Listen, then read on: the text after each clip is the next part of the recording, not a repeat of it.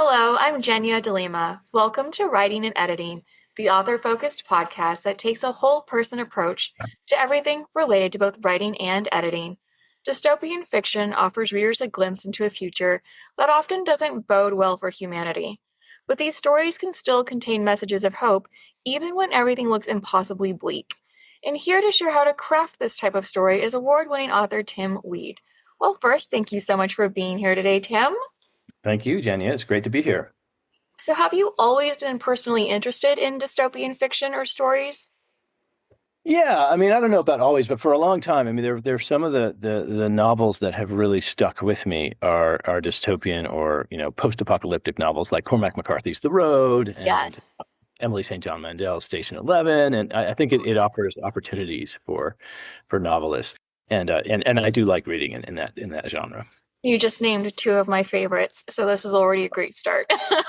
Good, good. So what served as the spark for the Afterlife project? Was it inspiration from one of these other books?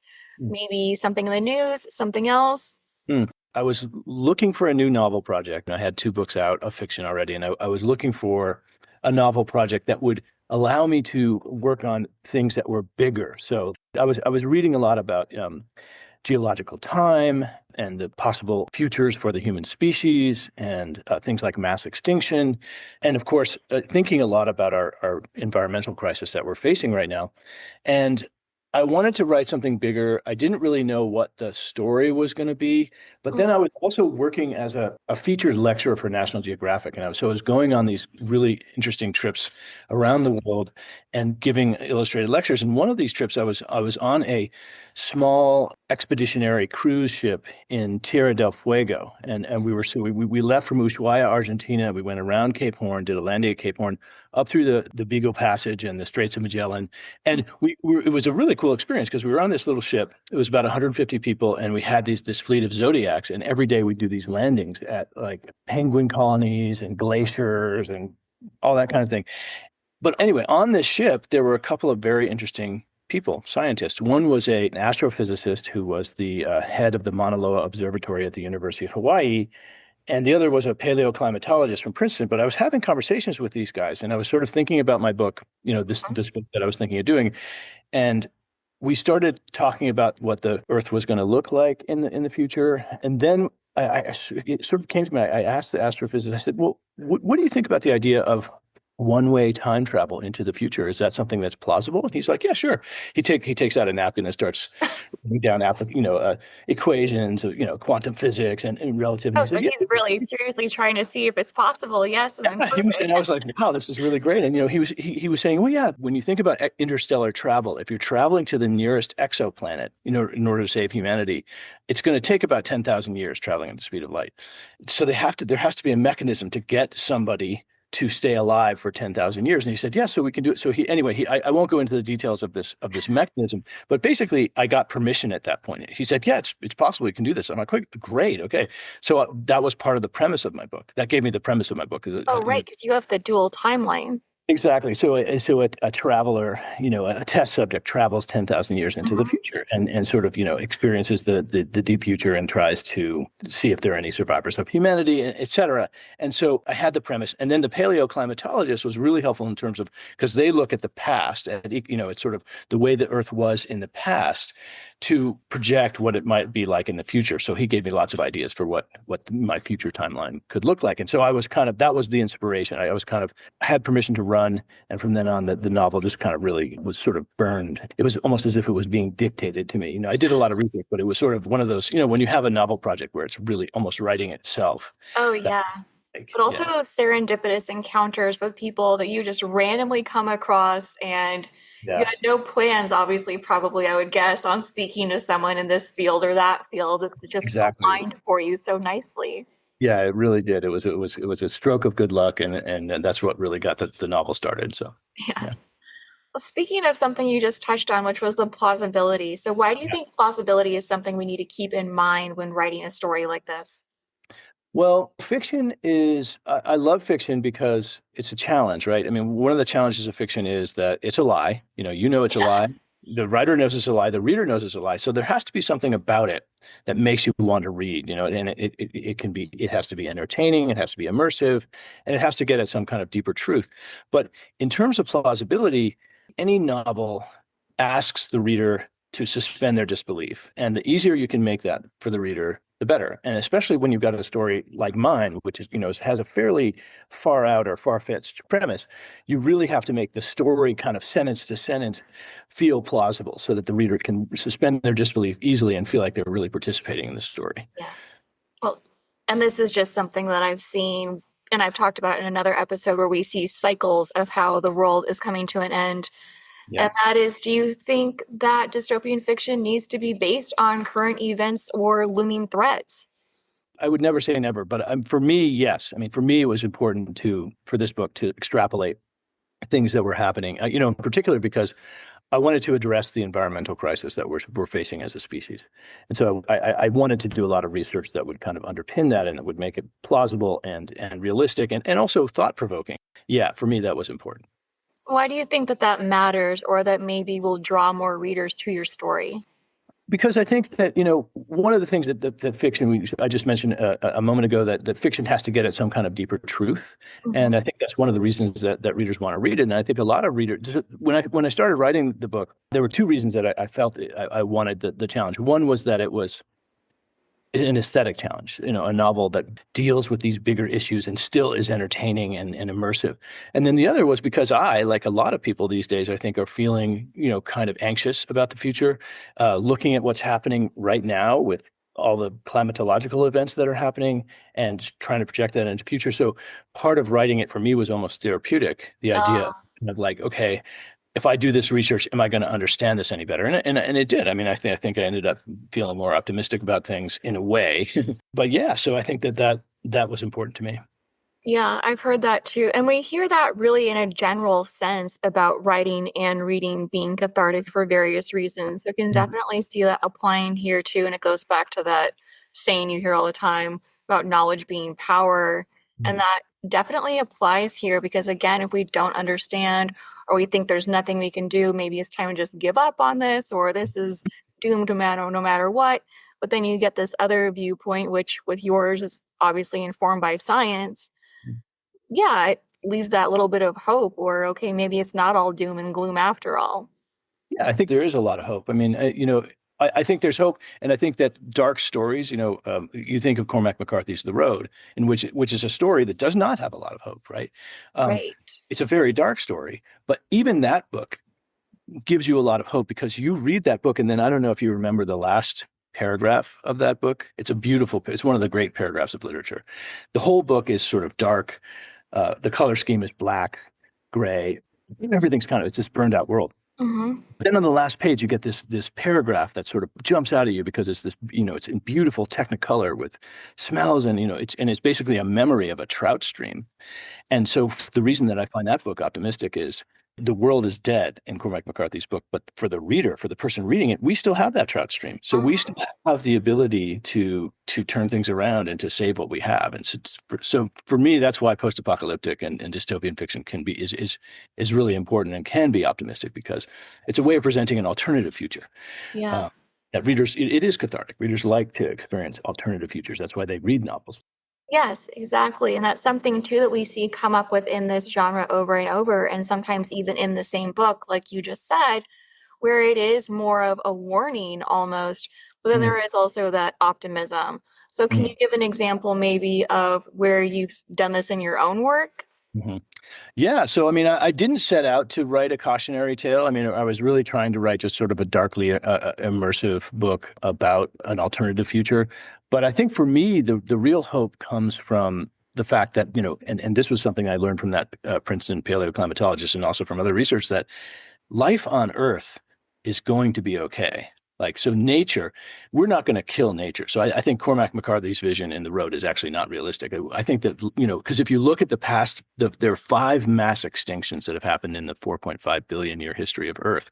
In every case, life has recovered and begun to diversify again and things like that. And also, this mass extinction that we're heading into, the 6th mass extinction, is not going to be anywhere near as severe as the 5 previous ones. all of which were caused by the accumulation of greenhouse gases. So there's a reason for optimism that nature is going to be fine. And my book, I think, really tries to project that, to give that idea that nature is going to be fine. Humanity is an open question. Whether we can survive as a species is an open question, but nature's going to be okay. I feel like that was also the theme of the latest Jurassic Park movie. Maybe all of them, actually, but yeah. Yeah. Yeah. So going back to your specific book, how did you explain the world building without overwhelming your reader or boring them with too much exposition? Yeah. So, world building is really important for a lot of fiction, but especially for this kind of fiction, for post-apocalyptic and dystopian fiction. And I think there are a couple of things to think about for world building. One is the mix of familiar and unfamiliar details, because you need familiar details, right? So first of all, we start, as fiction writers, we know that the lifeblood of good fiction, the thing that transports you into good fiction, is concrete, specific, vivid, sensory detail, right? Those are sort of magic words. That's kind of our superpower as writers. That's what takes those black marks on a white page and turns them into that vivid dream of fiction, right? So that's what world building is. It's using these details.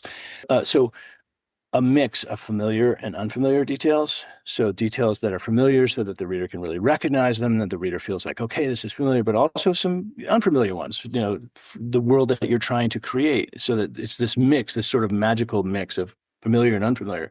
That's one aspect. And then the other aspect for me is this idea, especially with this kind of fiction, is what's not there.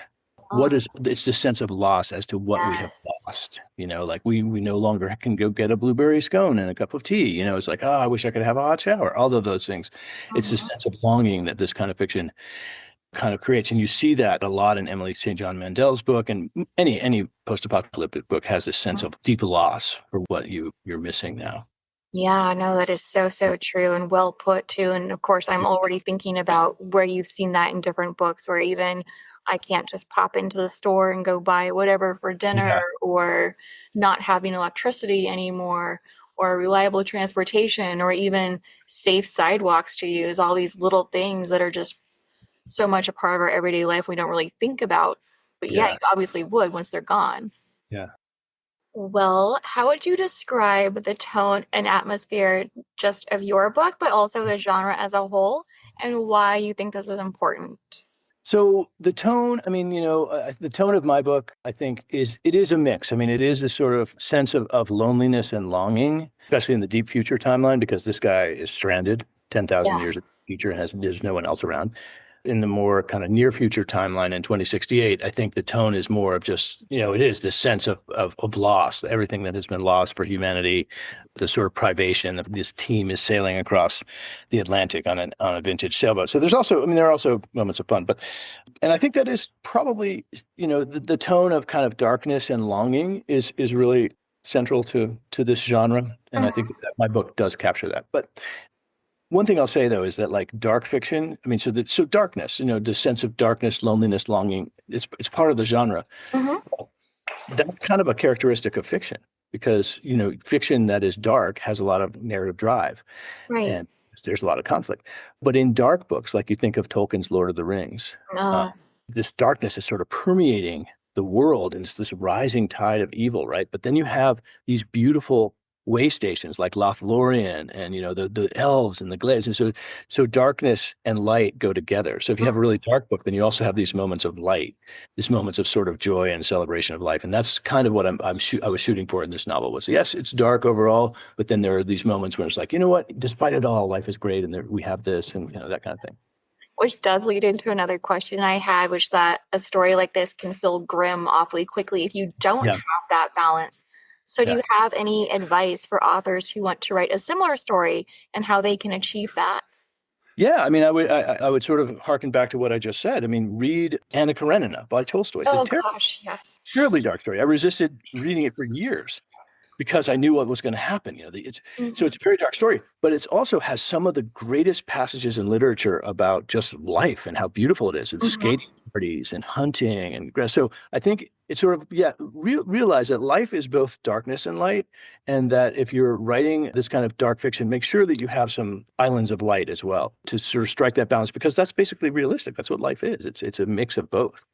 Yeah. I noticed he does that in War and Peace too. You know, he'll have these really Yeah. lengthy battle scenes and a main character or a secondary character dies, but then Mm. you go back to a domestic scene and it's someone sharing their love for their mother or reading a love letter and just this simplicity of life. But Or yeah, again, like you said, playing a piano, you know, yes, the the beautiful beauty in music. these Yeah. small moments. Yes, right after you just left this bloody battle scene and you're sort of Yes. reeling from, oh my gosh, so and so didn't make it. Yeah. But yes, now we're in your music hall or this parlor or their bedroom. Yeah. And it's really interesting you mentioned that too, because it's sort of like, it's like a variation, you know. So if you have a dark scene, then maybe follow it with something that's less dark, you know, and sort of like this Hmm. variation. If you have a really tense scene, then follow it with a scene of reflection so that you're giving the reader a break and you're going to use this sense of variety and rhythm that you get. Because writing is a lot like music, I think. Oh, yes. No, I agree. Yeah. Well, so moving to characters, which we've Yeah. talked about a little bit now too. When Yeah. you are writing a main character who lives in a world that feels vastly different from our own or a different version of ours, even, how do you make them feel relatable? That's a good question. The way that you make a character feel relatable is to make the character plausible, make the character realistic, make the character accurate, emotionally accurate. So it's really a question of sort of projecting yourself. One school of thought is that every character that a novelist creates is really an aspect of themselves. So you're really projecting yourself into this story and saying, okay, so these characters are facing X, Y, and Z. What is going to be their reaction given what you know about them? So I think really, you know, doing what any fiction writer will do with characters, really trying to understand the characters. What are their motivations? What are their flaws? What are their strengths? And then I think the key to character creation in fiction is that the reader understands the motivations. So they have to Yes. be clear. It's like, yes, okay, that's totally, it may not be exactly what I would do in this situation, but I can really understand where they're coming from. To me, that's the most important thing. No, I agree. And that motive can't just exist. It's like you said, there has to be a reason behind it, and it has to be a reason the reader understands. It's not just, this is the motive because I need it to be the motive. Exactly. Yeah, it has to be kind of organic to their character, and it has to be clearly communicated. I think one mistake that a lot of writers make early on is just assuming that the reader's going to understand their character's motivation. Sometimes you really just have to tell them. It's not show don't tell, it's show and tell. And that's Yes. one of the things that's really can really work well for characters. Right. Is really get clear like what is going on here. Right. None of Yeah. that writing advice is prescriptive, but I think sometimes we get into that mindset of I do this and I don't do that. I only write with active voice. I never write with passive voice. But that's not what any of those rules mean at all. Yeah. It's more of a best practices guideline for when you're starting out before you begin playing around and seeing where does this best fit and then where does this best fit. 100%. I think rules just make our lives easier. And the problem with being a novelist is your life isn't supposed to be easy. You have to make up the rules as you go along. So these rules, I agree with you that the rules are really important as guidelines. But yeah, I think a lot of people get too stuck on them and be like, Mhm. oh, you can't do this. It's like there's no rules. There are no rules in fiction. You can do anything you want as long as the reader accepts it. Mhm. Going back to the character then too, and Yeah. motives. What sorts of motives do you think work well in this kind of story? And are there any motives that maybe wouldn't work well? Well, that's the difficult question. The stakes are personal, right? So it's great. Like we talk about motives and stakes, and high stakes can be saving the world, saving humanity, which there in my book, that's part of the motivation of every character. But there are also the stakes of a motive are higher depending on how important it is to the person themselves. So that's what makes high stakes. And it could be something that isn't saving the world. Maybe it's a love story or just trying to help protect someone or something like that. As long as the stakes for the person, for the character involved are high, then that's a good motive. It doesn't matter if it's saving the world. Saving the world's great, but it doesn't have to be that high. And what about obstacles? And you can even give an example here too of obstacles that you used in your book. Hmm. Okay, well, so obstacles are really important, obviously. I mean, you know, you have a motivation, there's something that you want to accomplish, and there's a lot standing in your way. So obstacles are everything. And it's also important that obstacles get progressively more difficult as you go. Yes.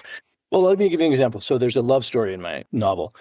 There's actually two, but there's one sort of central love story. And with a love story, it's really important. Obstacles are super important because you can't just have like, okay, they fall in love and then they get together. There's no conflict there, right? So there has to be a lot of obstacles. In my case, the obstacles are very severe. It's the lovers are separated by 10,000 years. it Yeah, seems that's a pretty hard to insurmountable. overcome. It seems like a difficult, very difficult to overcome obstacle, right? So how do you do that? So that's one example. Another one is this group of scientists. They're looking for another test subject to send into the future because the idea is that, well, maybe if humanity doesn't survive, we can effectively colonize the future. So they have to go across the Atlantic Ocean. It's a post-apocalyptic Atlantic Ocean. They have to get to this little island where there's a rumor that there might be someone who's a fertile human being who can help colonize the future. So the obstacles that they face are, whether people and there's a whole group of people in southern Spain that are trying to kill them, and then when they get to the island, they don't know whether this test subject actually is fertile, but then there's a cult that they have to sort of get through to take this subject away. So there's tons and tons of obstacles, Which and, is, and for fun. Yeah, yeah, which again, we love those because otherwise, where is the story really? 100%. Yeah, yeah. Well, do you think there are any stereotypes that have been maybe overdone within this genre? Yeah, I think so. Probably. I don't know. Not that I can think of any particular books, because most of the books that I've read in this genre are books that I really love. But I do think that That potentially helps. you could the whole Mad Max scenario where you have Uh, like cannibalism, and I actually have a little of that. But it's not that you can't do these. Again, there are no rules. It's not that you can't use these familiar tropes of like mhm, humanity turning to barbarism and stuff like that. But right. it's good to sort of do it from a different angle. Sort of like put your own spin on it. Yeah, I've heard that too as criticism against using zombies. A lot of people are coming up against that because they're saying, how Yeah. many times have we heard that man is the monster and not the zombies? And it's just gotten to that point where now we expect it. Yeah. And so it's not really offering anything new. And when they have that grand reveal at the end, but it's not Yeah. really a grand reveal, it's just sort of Yeah. like, ah, ta-da. Yeah, yeah. So, I mean, I think in any case, in every case, I mean, I wouldn't sort of from the beginning eliminate any tropes that because they're too familiar. But just realize that you're going to have to make it your own. You're going to have to make it original in your own way. Yeah. So, yeah, Oh that's no, I part of definitely think there's more pressure put on the author then again because you have to do something either your own way or in a new way. Yeah, yeah, Because yeah, if people have seen it 100 times already, it's not going to have that huge moment that you're hoping it will. right. The answer is really going deep within yourself because if you think about it, so I don't know if you're familiar with Carl Jung, the Oh yes. philosopher. So he talked about the idea that humans are like mushrooms and they sort of bloom for a season, but then underneath the ground, they're all connected by this great mycelium. And that was what he's talking about, the collective unconscious, that we're human beings are all connected down below the surface. But the way to get to that resonance of the universal is to go deep within yourself. So if you're writing about zombies and you're writing about familiar tropes having to do with zombies, the deeper you go into yourself in terms of understanding the emotional experience of that, then the more likely it's going to feel original and resonant because it's going to connect with other humans. Which goes back also to a comment you made about every main character having some sort of autobiographical imprint. And yeah, again, so if you can Yeah. go deeper within yourself, it's going to resonate there too, because you're going to better be able to pull out those emotional guideposts or responses than you would if you were just drafting a character without really taking that time to think and explore and understand you. Yeah, I couldn't agree more. I think that you're absolutely right. Well, before we end, and I know you talked about a couple that you at least enjoyed reading about, but do you have any favorite dystopian worlds? And if you had to name one you definitely wouldn't want to live in, which one would it be? That part is easy. Cormac McCarthy's The Road is the world I most fear and would not want to live in. It does seem really awful. Oh my God, they do this quest to the ocean and they're looking for life, and then they get to the ocean and the bones, fish bones, and everything. It's just it's terrible. In terms of dystopian models, I don't think maybe a lot of people don't know this one. Well, there's two. One is Peter Heller's The Dog Stars. Have you heard of that one? I've So heard it's of it, but I haven't read it. Yeah, I think that's actually on really my great. Amazon wish list. Oh, it's really, really good. It takes place on the Front Range of Colorado and Denver, and it is one of those.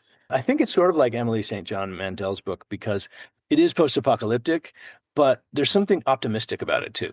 Mm, So I think that Station 11 has an optimism because people yeah. are they're not resorting to barbarism. They're actually pretty cool. And the Dog Stars has some of the optimism regarding nature that I think you can find in my book too.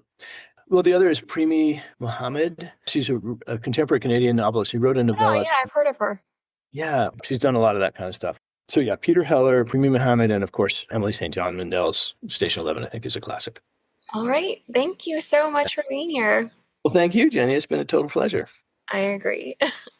And thank you for listening, and be sure to check out the show notes for additional information. And if you enjoyed today's show, I'd greatly appreciate it if you could share the episode with a friend. Thanks again.